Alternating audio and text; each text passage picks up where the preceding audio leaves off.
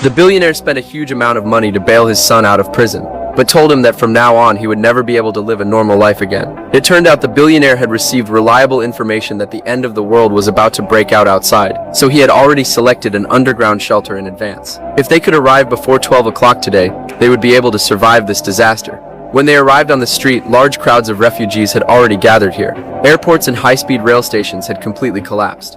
Fortunately, helicopters had already been prepared for them by the shelter. But just after the two boarded the plane, the staff asked them to put on eye masks. Even someone of their billionaire status was absolutely not allowed to know the exact location of the bunker. Only by maintaining absolute secrecy could the safety of everyone inside the bunker be guaranteed.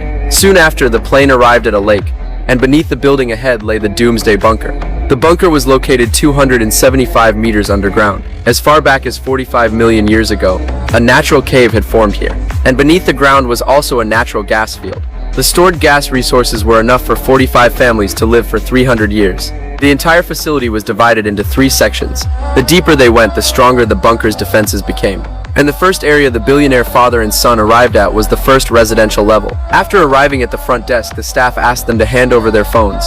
All their personal belongings and communication devices had to be locked inside a safe. After all, modern phones all have tracking functions. Once a signal is tracked, the bunker's location would be exposed. In addition, they also had to change into bunker uniforms. The uniforms were equipped with Geiger counters.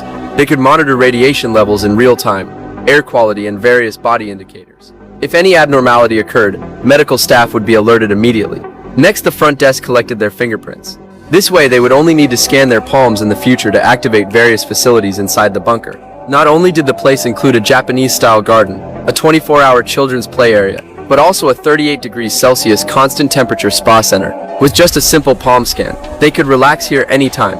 After that, Max's family went to the restaurant, ready to enjoy a 5-star meal. But what he didn't expect was that his ex-girlfriend's father, Jason, was also living in this bunker. Max immediately felt guilty, because it was he who drove drunk back then. That caused Jason's daughter, who was in the passenger seat, to die, and he himself was sentenced to 3 years in prison because of it. But facing the man who killed his daughter, Jason could not possibly let it go easily. Just as the atmosphere grew increasingly tense, the bunker administrator suddenly arrived with a large group of staff, motioning for everyone to calm down.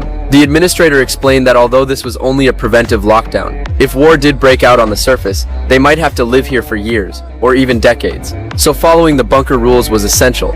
Only if everyone obeyed the rules could this small social system avoid collapsing and remain stable. The first rule of the bunker was strictly no fighting, no matter how wealthy they were on the surface. Once inside, they had to treat themselves as ordinary people. Chimera is not one of your companies. Here I'm in charge. You have hired me to take care of your security, and part of your security is also your mental health. The bunker also had professional psychologists. Their research showed that a person must engage in proper social labor to keep the brain occupied and avoid negative emotions. Therefore, everyone present was required to take part in basic assigned work to maintain physical and mental health. After the briefing ended, the administrator left the restaurant. Jason's anger still had not subsided. He walked into the bar frustrated to drink. But after only a few sips, the glass on the table began to shake violently. Jason immediately sensed something was wrong. The next second, the screens throughout the bunker began flashing wildly. The bookshelf also started to tilt. Then the entire wall of the bar was pierced by a huge rock. An alarm instantly echoed throughout the bunker.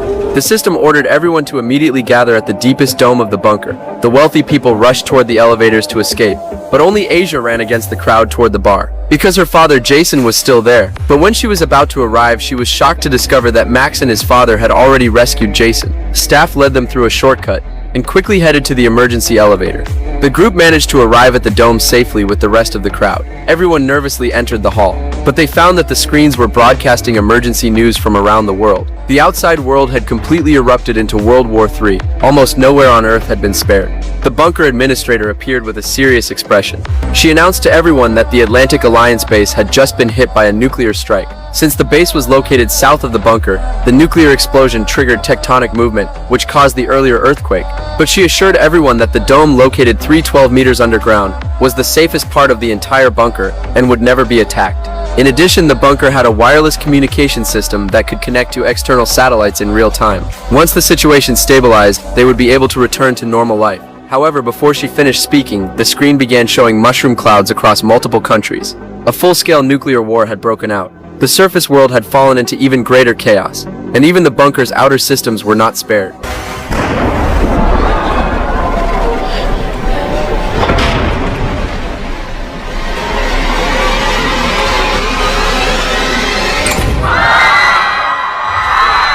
As the explosions gradually subsided, the bunker completely lost external signals. The emergency power system activated.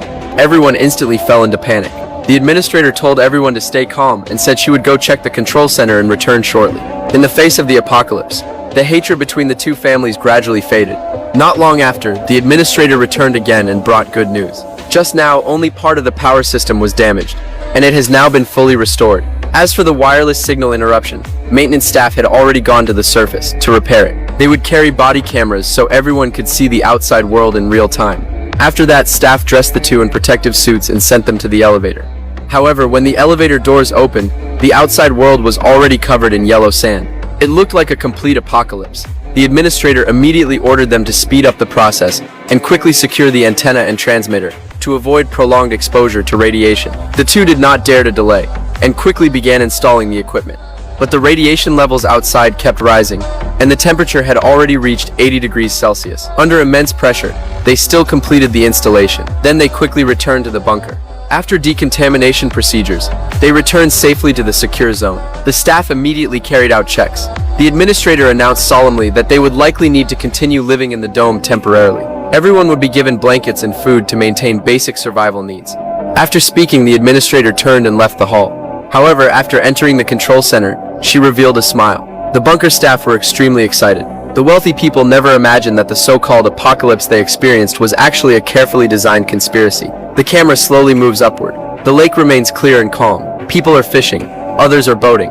Everything looks peaceful and normal, as if nothing ever happened. This episode ends here. This is the new series Billion Dollar Bunker, created by the team behind Money Heist. It inherits the high-intelligence plot twists of Money Heist, and also blends sci-fi and apocalyptic elements, making its imagination extremely bold. In the next episode, we will reveal how the woman used deception to carry out this shocking illusion. If you enjoyed this video, please like, save, and support the channel. See you next time.